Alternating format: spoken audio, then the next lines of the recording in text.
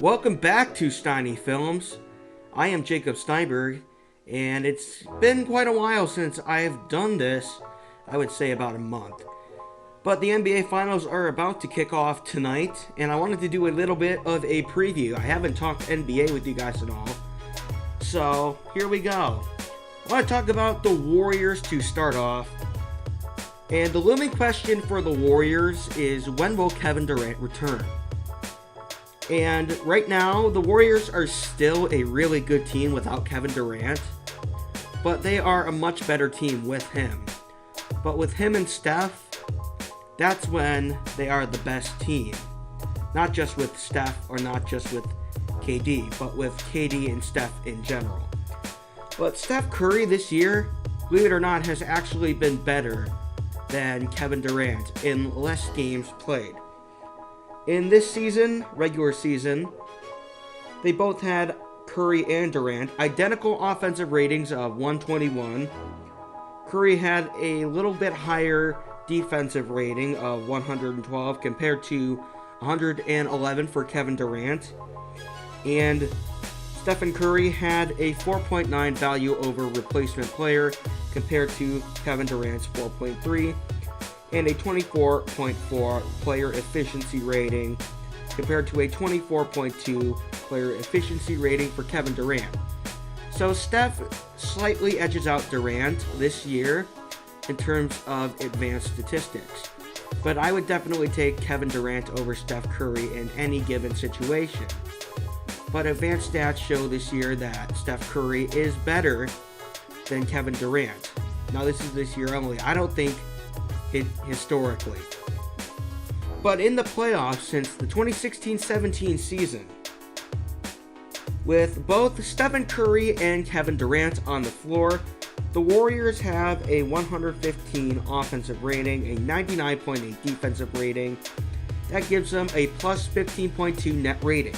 But with just Curry, they have 108.2 offensive rating, 96.4 on the defense, gives them a plus 11.8. And with just KD, they're a little bit more even offensively and defensively because KD is a really good perimeter defender. Kevin Durant, 102.3 and 100.6 offensive rating and defensive rating respectively. That's a net rating of.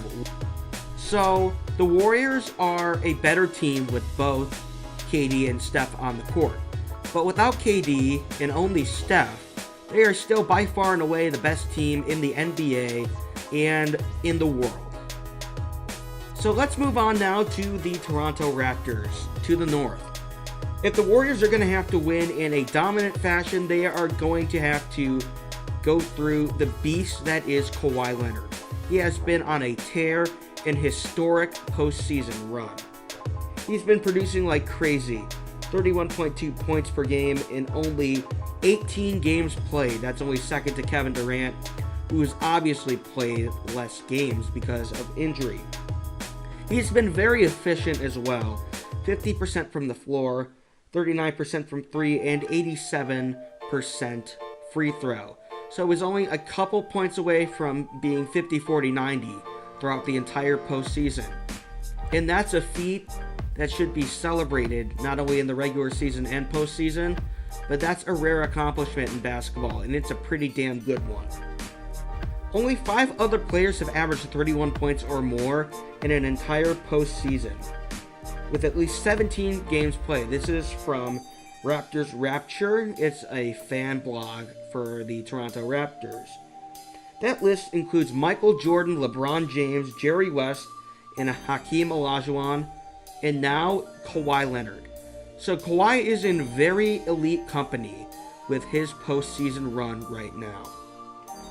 He has 561 total points in the playoffs, and he leads by more than 100 points. He has 11 games of 30-plus points, and I think, this is just to compare, I think he is the closest thing that we will see to a modern-day Scottie Pippen. He's the most dominant two-way player in the game right now, and a lot of his defense we don't see in the NBA that much anymore. We haven't seen that since the 90s. since Scottie Pippen was around. And Scottie Pippen's one of the best defenders of all time. So I think Scottie Pippen and Kawhi Leonard are very comparable. And also, once they put Kawhi on Giannis, that shifted the whole series in favor of Toronto. Kawhi held Giannis to 15.9 points per 100 matchups when defending him. Now, that is pretty damn good, considering Giannis is next to unguardable. And he's going to be the MVP, I believe. So Kawhi is the best defender, and he's a damn good offensive player. He's the best two-way player in the game. Now, moving on to, I think, is the X Factor. Fred VanVleet, the pride of Rockford, Illinois, the former Wichita State Shocker. He broke out of a shooting slump in a very big way in the conference finals after his second child was born, Fred Jr. After the birth of his son, 16 points per game, 68% from the floor, and a whopping 82.4% from three-point land. He was 14 from 17 in three-pointers in games 4 through 6. Now, that is pretty damn good. Now, off the bench, the Raptors are going to need that really bad from Fred VanVleet, the pride of Rockford, Illinois. And Kyle Lowry is also going to have to play a big part. He's going to have to do a little bit of everything. He's going to have to score, get crafty with the handles, and facilitate and shoot from three-point land. Now, for my prediction, I know I focused a lot more on Toronto, but I'm going to focus a little bit more on Golden State when it comes to this, because I am predicting Golden State will win the series in 6 games, 4-2. Drake is going to have to wear Warriors gear underneath his hoodie and sweatpants or whatever he wears in order for the Raptors to win. That's one of the ways. But Drake, for all the Warriors haters out there, I'm not one of them. I think what the Warriors do year in and year out is pretty damn outstanding. But Drake, if you really want to gain some fans, wear Warriors gear underneath your hoodie. You would curse them. I think you would. Though I don't think the Drake curse will be enough to curse the beast that is the Golden State Warriors. I think Fred VanVleet is going to cool down. There's no way he's going to be shooting 82.4% from 3 in this series. I don't have any confidence in Kyle Lowry to play well in this situation. I mean, I've seen him play in crucial scenarios before. And it's... when it comes down to it, when it matters most a lot of the time, I would not take Kyle Lowry in that type of situation. However, I think Kawhi will produce, but I don't think it's going to be enough to get the machine that is the Golden State Warriors to rest. But for Golden State, the Finals MVP is going to be either Stephen Curry or Draymond Green. Do not count out Klay Thompson either, but Draymond Green is the heart and soul of that Warriors team. You saw him. We all forgot about him once Kevin Durant came. I mean, what the core 3 of the Warriors did, Curry, Draymond, and Thompson, they all took a backseat to Kevin Durant.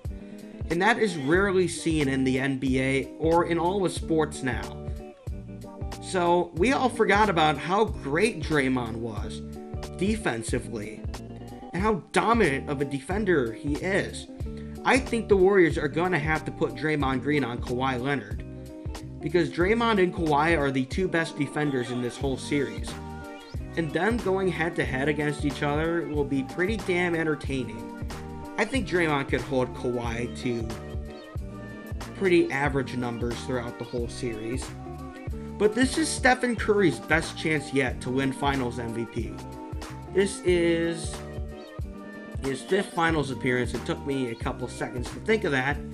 He hasn't won one yet.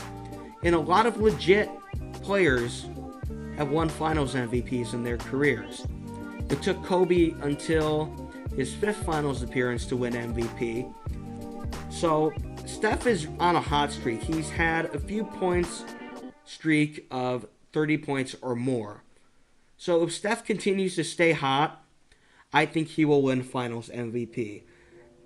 And both Draymond and Steph are going to play their hearts out. Do not count out DeMarcus Cousins. DeMarcus Cousins is going to return any game now.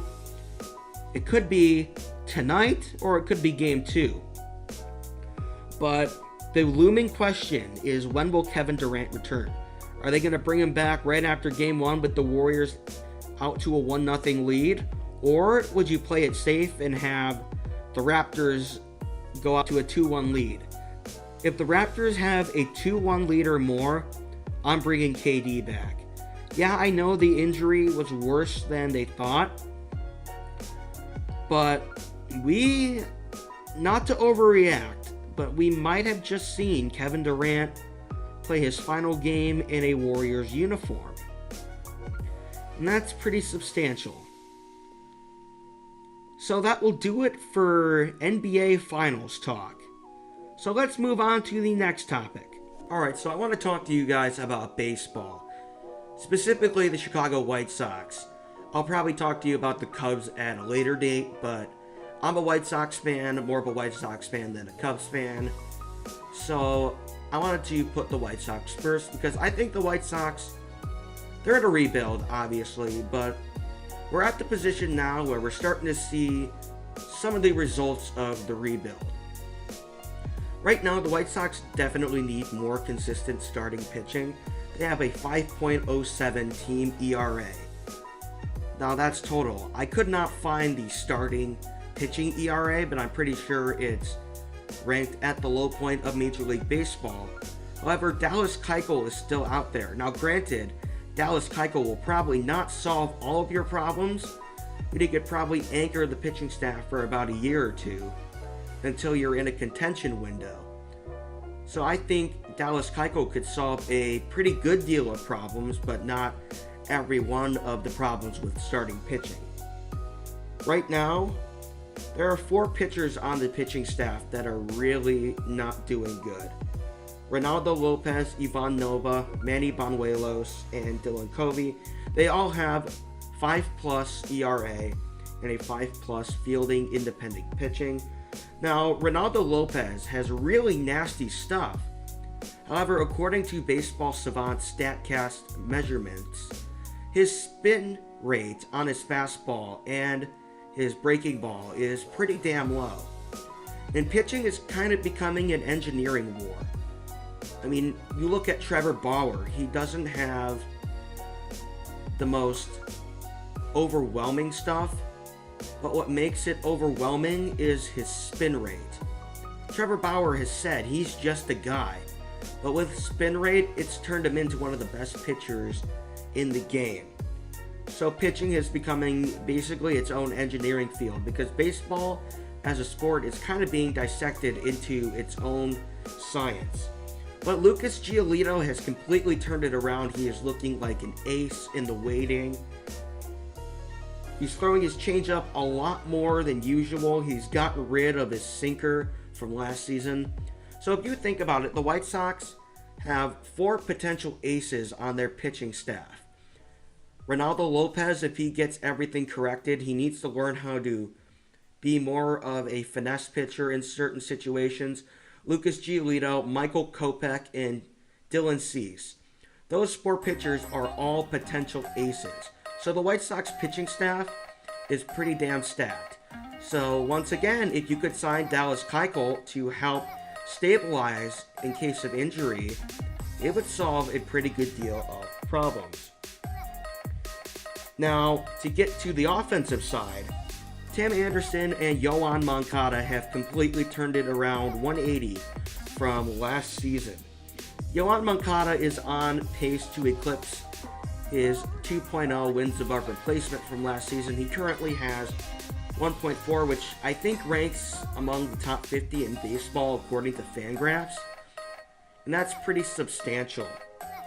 He has a 277, 337, and 488 slash line. Now, his strikeout percentage is still high. but a lot of it has gone down in terms of striking out looking. So I think he's starting to go on the right track in terms of his development. And I know people are kind of impatient with development, but his development has actually been pretty normal if you actually think about it. But getting to Tim Anderson, who is playing with a lot of swagger right now. He is on pace to eclipse last year's WAR as well. He has a 1.6 wins above replacement in 2019. He had a 2.0 in 2018. And his weighted runs created plus, WRC plus, is 137. So he is 37% better than the average hitter. And the average WRC plus is 100. And it was 78 in 2017 and 85 last season. He is slashing 337, 372, and 588. His strikeout percentage is down, but he's a free swinger, but he will always have a pretty low walk rate. I don't think that's something that is really coachable. But looking at Tim Anderson and the swagger he's playing with, even though he got hit in the head last night, it's pretty substantial, I think. Because it took him a little bit to get to this point. And I really like what I'm seeing out of Tim Anderson. And if he keeps it up, I like where this is going. And James McCann has been a complete surprise at the catcher's position. He's been more valuable this season than he has in all the past years of his career. He has a 1.6 WAR and leads the team in WRC plus with 148. This is his best season of his career. And as of today, I wanted to say this because I cannot stand Yonder Alonso. I hated the acquisition for him in the offseason. But right now, as of today, Yonder Alonso is the worst player in all of baseball. He's the most worthless player, not only in baseball, but on a rebuilding team. He has a negative .8 wins above replacement and a 57 WRC plus. And that is exactly what you should expect out of a 172, 279, and 300 slash line. And an OPS of 579. Now, he's always been bad. I don't know why he still has a job in the major leagues. He's always been bad. He's only had 3 seasons of 1 or higher wins above replacement in his career. And his highest career total is 2.4 wins above replacement. I think it's time to designate him for assignment and bring up a guy like Zach Collins, who's pretty young. I don't know if he has a future at the catcher position, but maybe try him out as a first baseman designated hitter. But Eloy Jimenez is probably going to be your designated hitter of the future. Speaking of Eloy Jimenez, it's going to take a little bit for him to get used to major league pitching. His wins above replacement is pretty low right now, as is his batting average, but really don't freak out because you see he's hitting the ball hard in some of his appearances. So once he learns to hit major league pitching, I mean, he's facing a bevy of sliders right now. So once Eloy Jimenez figures out how to hit major league pitching, I think he's going to be an absolute stud, a superstar for the White Sox. But getting back to Yonder Alonso, it's time to designate him for assignment. Bring up Zach Collins or a guy like Matt Skoll. Give him a chance. He's been a career-long minor leaguer. You're not going anywhere this season, so it wouldn't hurt to bring up a guy like Collins. I mean, it might be a little bit too early by the White Sox standards, but it might be a little bit too early. Yeah, it might be a little bit too early for Collins, but give Matt Skoll a chance. He's been in the minor leagues nearly his entire career. Only has a few major league appearances. So, yeah, give him a chance. But if the White Sox would have signed Manny Machado or Bryce Harper during the offseason, I think they would be... You could debate they could probably be in first place, but they could definitely be contending for a wild card spot in the playoffs. They could have been like the 2015 Cubs, but they signed John Lester a year before they were ready, and look where it got them. They finished with 97 wins, and they made it to the NLCS. The White Sox could have been that if they would have signed Manny Machado or Bryce Harper.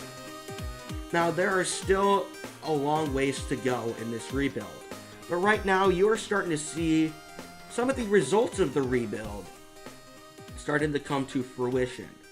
Yoan Moncada is starting to kick into the next gear of his development. Tim Anderson is looking like a quality shortstop.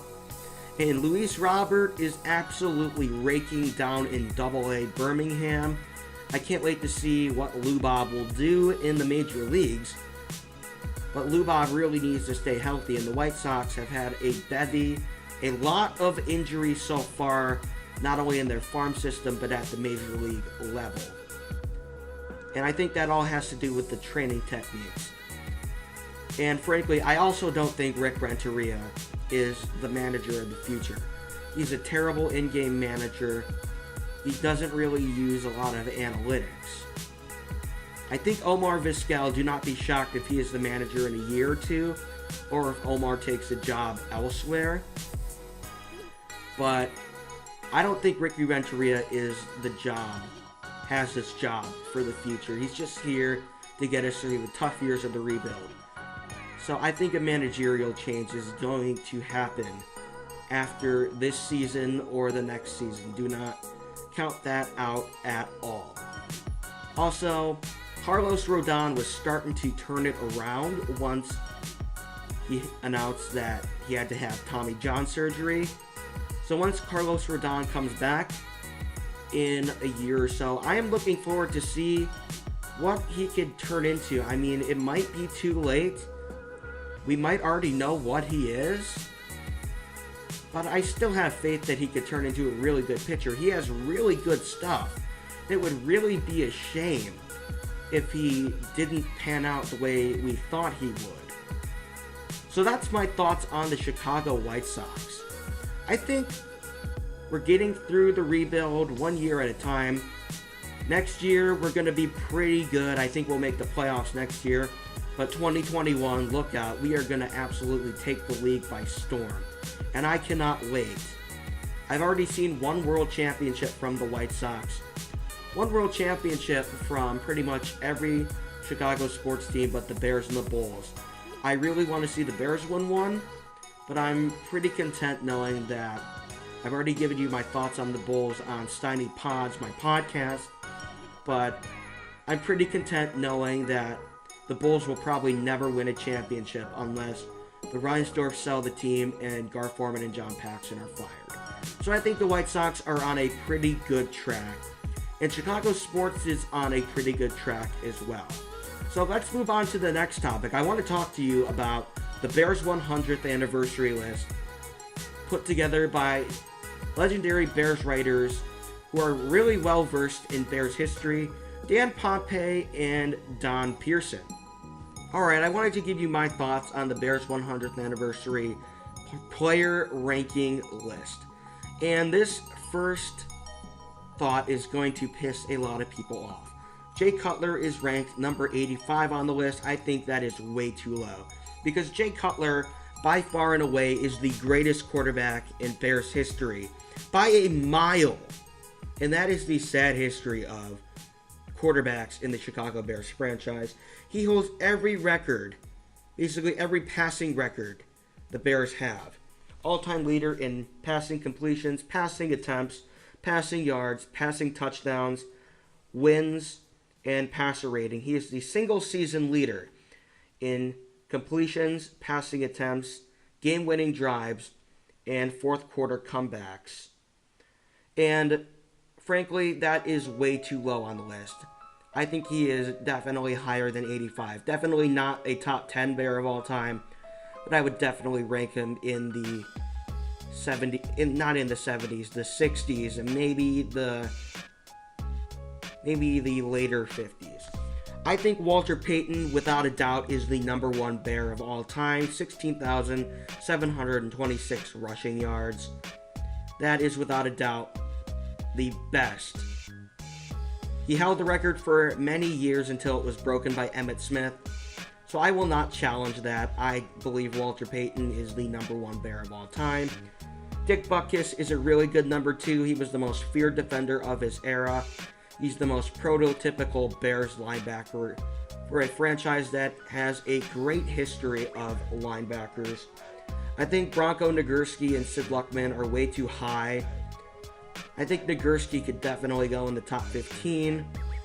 Granted, it was a much different era of football, and Luckman wasn't even a good quarterback if you really think about it. He was just there to play T formation. I know I'm going to piss off the zombie meatball population of Chicago. But Khalil Mack, I love Khalil Mack. I absolutely love Khalil Mack. He's my favorite Bear on that team right now. But ranking him number 60 after 1 season is way too high. He'll probably earn a much higher ranking if he stays healthy for the remainder of his contract. But number 60 after 1 season, after a 12.5 sack season, and basically put the Bears to the next step and got them to the playoffs, it's way too little of a sample size, and I think it's way too high of a ranking. Eddie Jackson, I don't think he should be on the list. He will be on the list if he keeps it up throughout his career, but right now I don't think he's well deserving of 96. You could debate whether Devin Hester should go higher, or you could also have a point on whether he should go lower. I could argue he could go lower because he was drafted as a corner and he basically couldn't cover. They tried to make him as a wide receiver. The fatal flaw was they tried to make him into a number 1 wide receiver. He couldn't do it. Devin Hester was just a slot wide receiver. And I think the Bears didn't know how to use him on offense. But mostly, Devin Hester was just a one-trick pony as a kick and punt returner. So you could argue that, yeah, he revolutionized the game in terms of the return game and he should be higher. But you could also argue that he could be lower, that he couldn't do much else besides the return game. Now here are my thoughts on the completely underrated Bears right now. Dan Hampton should be top 10. Dan Hampton, the Danimal, or as Boomer Esiason would say, the Manimal. He should be top 10. He could play all 4 defensive line positions. And he was the most talented defensive player, the most talented individual player on the greatest defensive unit of all time. He is definitely a better player than Danny Fortman, who I've never even heard of. I never even heard of Danny Fortman, to be completely honest with you. And I am a sports history nut, especially the teams I am interested in, and I never heard of Danny Fortman in my life.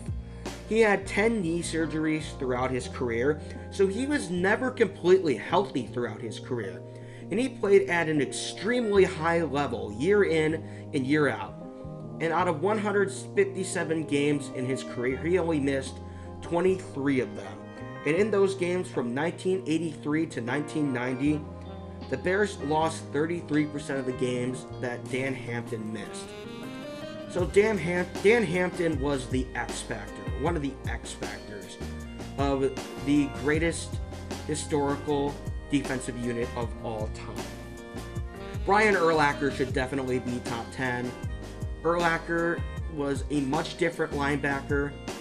He was probably one of the first modern linebackers in terms of hybrid linebackers, if you think about it. He was a great fit in Lovey's Tampa 2 zone scheme.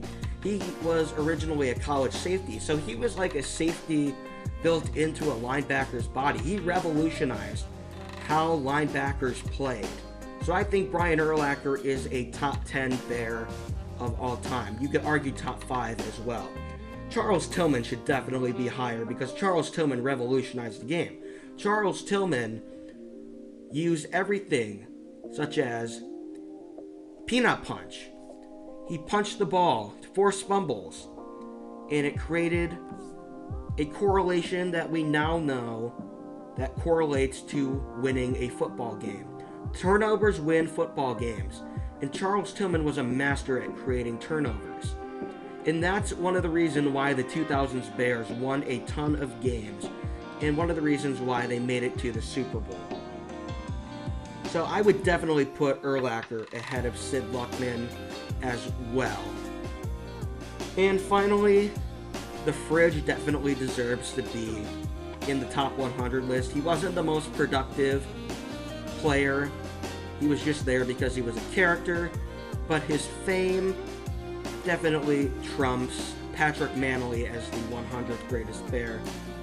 But even though Patrick Mannelly was just a long snapper who has the most games played in a Bears uniform, I think that William Perry is definitely a better Bear than Patrick Mannelly because of the character that he was and the fame that he accumulated throughout his career. He wasn't the most productive, but he was a mainstay in all those defensive lines that were on such good defenses, historically great defenses. So that will wrap up my Bears 100 list thoughts. And that will probably do it for this video as well. And that will do it for this edition of Steiny Films. Thank you so much for watching. Please like this video and subscribe to my channel.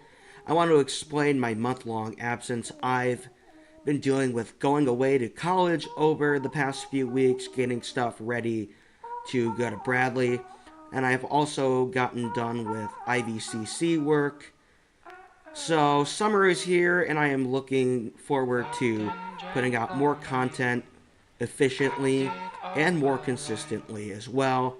So thank you for your understanding, and thank you to the loyal viewers who actually watch this. And I'm sorry to make this video so freaking long. But thank you so much for watching. That's all that matters.